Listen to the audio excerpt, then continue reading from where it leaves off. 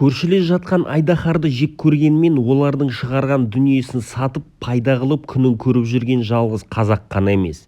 Тоқаев безвизовый режимдегелі Алматының қақ ортасында Қытай азаматтарының көліктері былай тұрсын, не бойтесь китайцев деген Батыс Қазақстан облысының әкімі қытайлықтарға 100 000 гектар жерді беруге дайынмын дейді.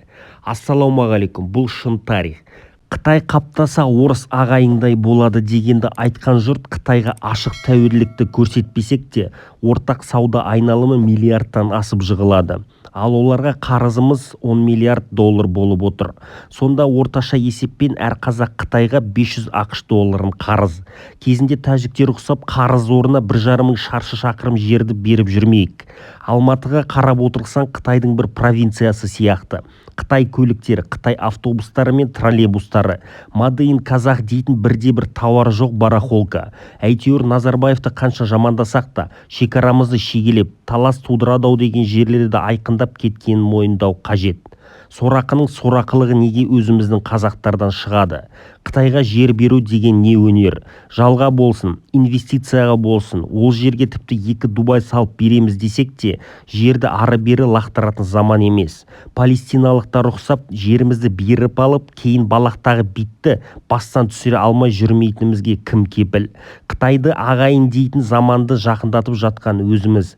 Екі ел арасындағы ынтымақтастықпен байланысы тәуелділікпен жағымпаздылықпен шатыстырған әкім Тоқаевтың безвизовый режим дегеннен кейін болып жатқан жағдайды пайдаланып, көтке кіріп ханзулақтарға жер берейік деп не сасқаны. Батыс Қазақстан облысының көлемі 152 000 шаршы шақырымды алып жатыр. Соның жартысынан көбін беруге дайын екенін айтып, қытайлықтан қорықпаңдар деп мәлімдеме жасағаны опасыздық. Бұл дегенің Европаның бірнеше елінің территориясы. Қалтасынан алып беретіндей жер берем деп сандырақтағаны қалай? Әлде жұрттың назарын өтірік басқа дүниеге аудару жұмыстары ма? Алматының индустриалды аймағында Қытаймен бірлескен көлік шығаратын Черри, Хавал, Шанган мультибренд заводының іргетасы қаланып жатыр. Бұл көліктер Қытайдың өзінде қатты сұранысқа ие көліктер емес. Жаңа зауыттағы жұмыс орындарына көктөл құжаты бар адамдар алынатын болса жақсы. Және де бұл көліктер нарықтағы бағаны сындыруы да ықтимал. Тойға кредит алған қазағым енді көлікті де қарызға алып жатырмыз. Бірақ шетелге шикізатты ақшаға айырбастап үйренген биліктің құзыры қысқа ма? Және сол билікті орнына қоятын заман әлі келмеді ме? Сонда сонау ата-бабамыздан мұра болып қалған жерлердің байлықтарын пайдаланып қана қала береміз бе? Өзіміз қашан дүние шығарып жаңалық ашамыз? Елді қаптаған тойханалар мен сапасыз білім ордалары, ғалымдар жоқтың қасы. Енді кеңшілік заманда Қытайды төрімізге шығарғанымыз қалай?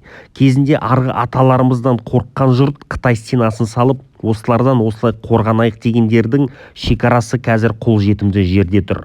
Сонау заманда бірікпеген қазақ әлі ырду-дырду. Қызығада қызғана қараған өзге жұрттың қызығушылығын ауызбіршілікпен басайық ағайын. Арнаға тіркел, жеріңді, ұлтыңды сатпа, қазақ бол.